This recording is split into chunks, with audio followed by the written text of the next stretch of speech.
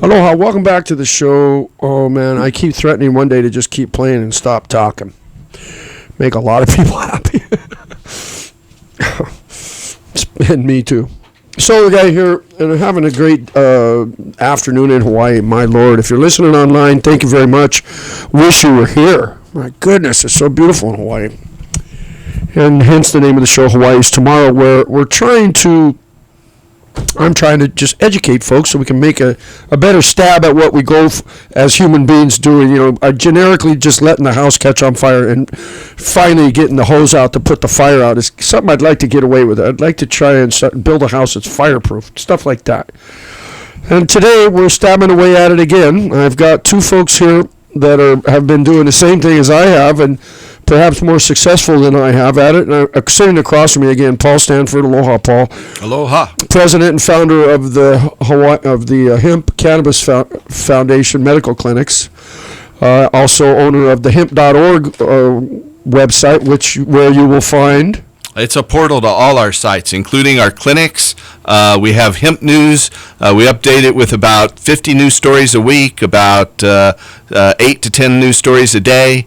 The web archive goes back to 1991. It's older than the web, actually. We started posting it to Usenet news groups back in 1991. Yeah. And then, again, your primary function, you're here in Hawaii right now because? We're going to help about 30 patients get their medical marijuana permits tomorrow at our clinic. I'm going to renew my own permit, and we're renewing other people here. And so you come in, you got new patients that come in. In other words, you bring a medical doctor in.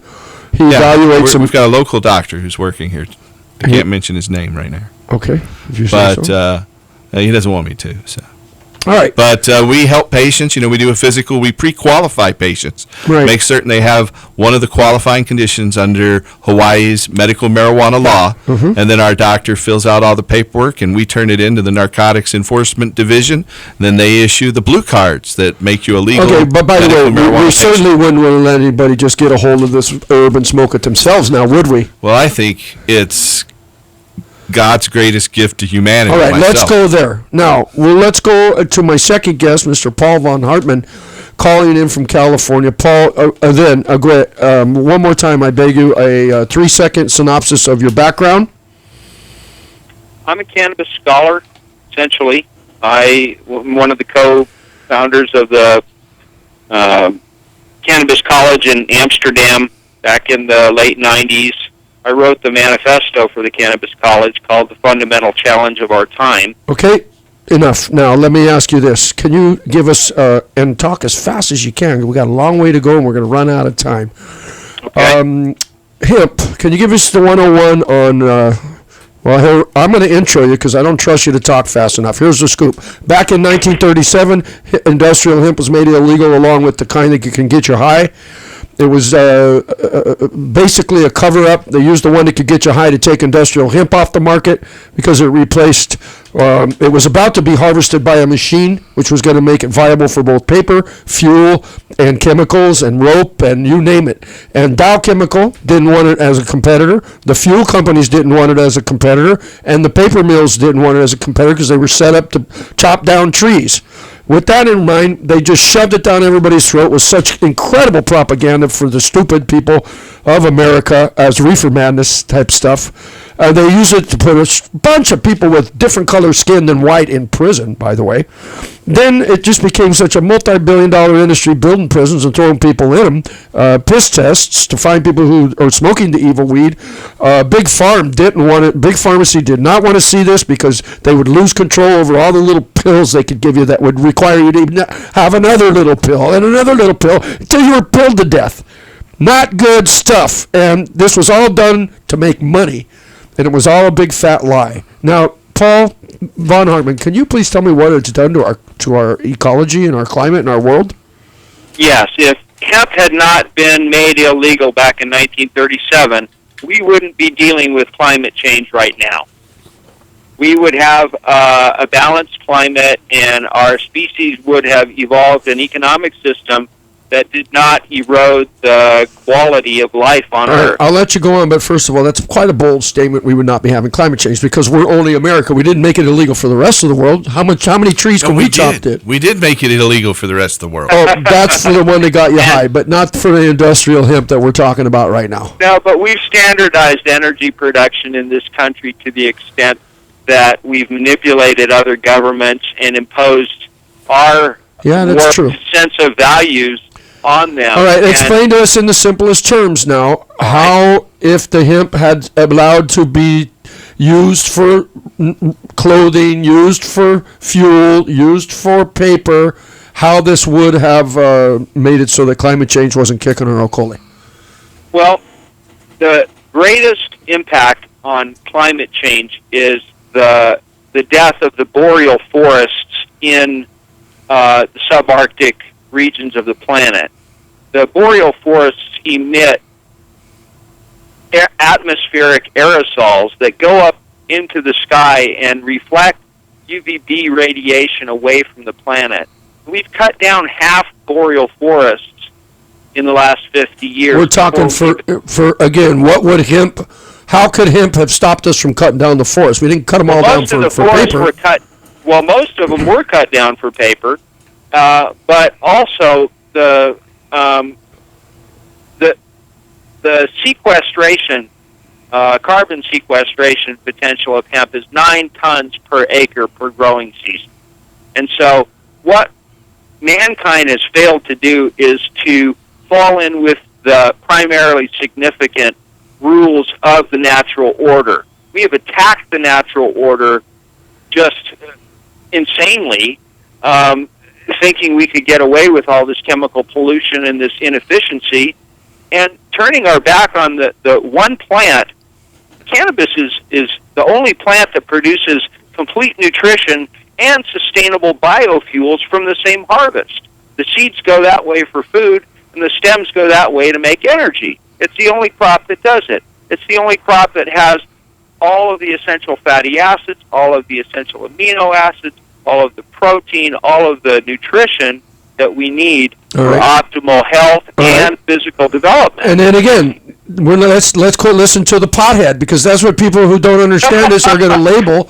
Anybody who says anything positive about pot, whether it's the kind that gets you high or not, is labeled as a pothead in the past. Well, things are changing. Old people are dying. Until they get sick. Okay, so until they get sick and they need marijuana to deal with their illness. I've known cops that have busted people for 30 years who got cancer and started smoking pot. So, hang on, you digress. Hello, you digress. Okay, so bottom line being, when you say that it is the most perfect plant or food source for human beings, it completely explains why when they did the Harvard, MIT, whatever studies, found out we're all wired for cannabis. It doesn't happen overnight. You got to be millions of years, and we grew up with this from the trees, from cloud out of the trees. Before we did. They got here 35 million years ago. And then again, the one that doesn't get you high. Anybody, Paul Stanford, can you tell us why they lumped the one that doesn't get you high together one more time with the one that does get you high? Well, according to U.S. law, the leaves and flowers and viable seeds that will grow, those are marijuana. And the stems and the sterile seeds and the seed cake and the oil, those are hemp, the seed oil, not the flower oil, but the seed oil. In fact, though, the seed oil makes over 300 gallons of oil an acre, and you can take that, cold press it with a cheap seed press, and pour it right into any diesel engine and turn the key. And that's the reason it's illegal. The petrochemical, pharmaceutical, military, industrial, transnational, crony, capitalist ruling class made up the whole marijuana myth so that they could protect their economic holdings. It takes tens of millions of dollars, hundreds of millions to drill oil, and it takes tens of billions of dollars to refine it into products. Right. Any farmer can grow 300 gallons of oil per acre, and the byproduct of that is 3 tons of high-protein hemp seed meal and 30 tons of fiber for canvas, rope, lace, linen, building materials, and paper. And the oldest paper was Now, invented from hemp. okay, so to sum it up, the powers that be got rid of their competition that they couldn't control. They couldn't have made hemp illegal. They said it was a deadly new drug called marijuana, and nobody realized that marijuana was hemp. But the problem is, see, it's cannabis sativa. It's the same species that produces hemp and marijuana. It's just they're different varieties. Just as there's popcorn and sweet corn, Bottom there's line, hemp, bottom cannabis. line. Running out of time. I'm going Okay. straight for the juggler as It's much all as about possible. money, power, and the continued Right. centralization Okay. of economic and political control. Done. That's very well said. Now, my question is, do you think these guys knew what sort of havoc they were about to wreak on our environment when they did that, or did they just think, hey, you know what, this is it's dog eat dog world out there, we're gonna win? I don't think they could conceive of global climatic change. I don't think they could conceive of the ultimate consequence of what they've done. Paul von Stamford, excuse me, I'm sorry. Paul von Hartmann. He's Hartmann. I'm Stanford. Do you see history being written in 150, 200 years where these folks are singled out as the fathers of creating climate change? I think it'll be like the people who enforced the Jim Crow laws.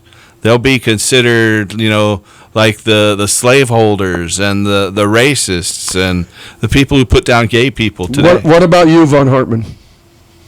Well, of course.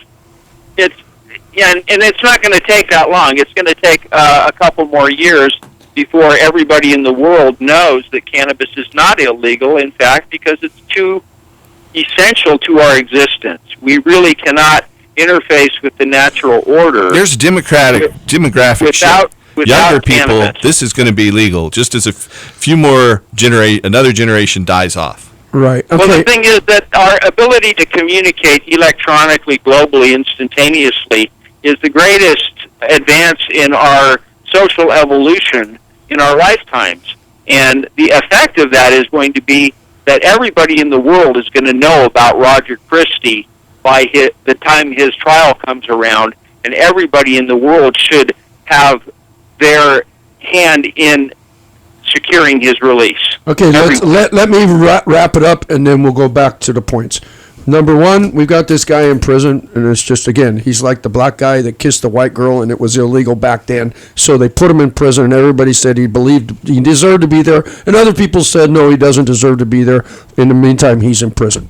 So this is going to be over. It's going to be legal, but there he is sitting in prison. On the second issue is that we've got this stuff that's made illegal that got him in prison to begin with, which should never have been illegal. It's got every right to be legal. It's an herb. You don't manufacture marijuana. You manufacture speed and methamphetamine, and then you get out on bail the next day when you get caught. So this is all wrong. We have now been given the idea that, and the fact is that when we burnt oil from underneath the earth and let the carbon back into the atmosphere, when we could have been doing is using hemp, which took the carbon out of the atmosphere before you released it, so it's an even balance in the end. The idea of chopping down all the trees and releasing oil into the air is what's got us here. Let me ask you this, gentlemen. Let's say that the stuff's illegal because Obama's listening to my show, and he goes on TV tonight and says, boom, he's right. It's Well, the Choom Gang originated right here. Obama had his own marijuana club when he was going to Punahou. He called it the Choom Gang. If you look at Obama's yearbook at Punahou, he has a picture of several packs of... One more time, this show has no reflection on Salem media. Okay, so the bottom line is, let's say it's legal right now. Now, what are we gonna do? How are we gonna get this CO2 out of the atmosphere to begin with? So first of all, we're gonna have a party. Roger's out of prison, and so's 10,000 other people. Well, we're gonna grow hemp for fuel, fiber, and food.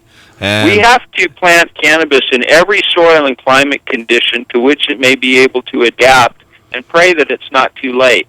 Because if we don't deal with the increasing UVB radiation, the increasing UVB radiation increases the solubility of mercury and arsenic in the environment. I got to tell you, I'm not that smart. So please keep it stupid for me, will you?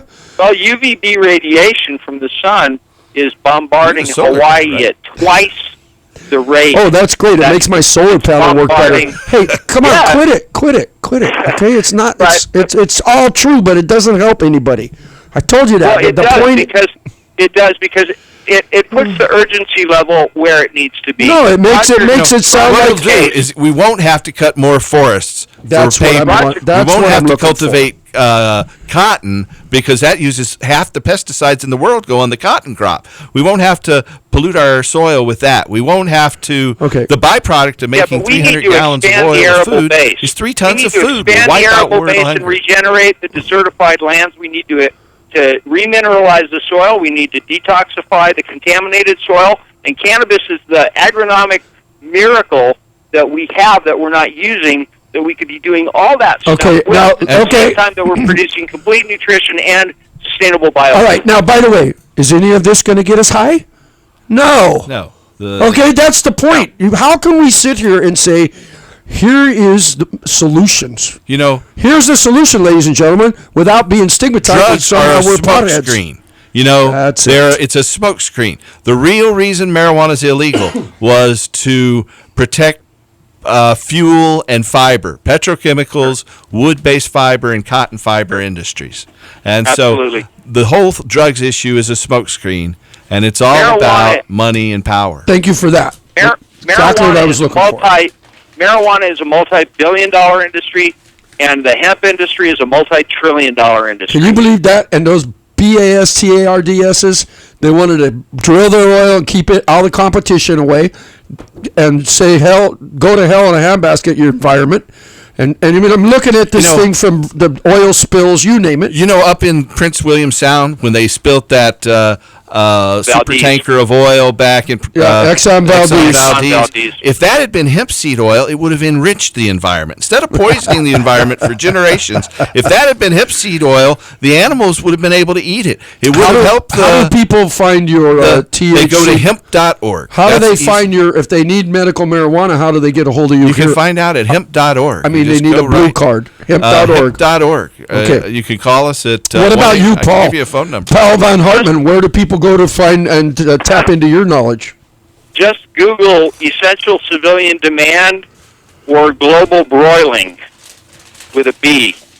Global broiling. Global you're making me broiling hungry. is the increasing UVB I have something to make you radiation hungry. that's cooking this planet right now. All right, gang.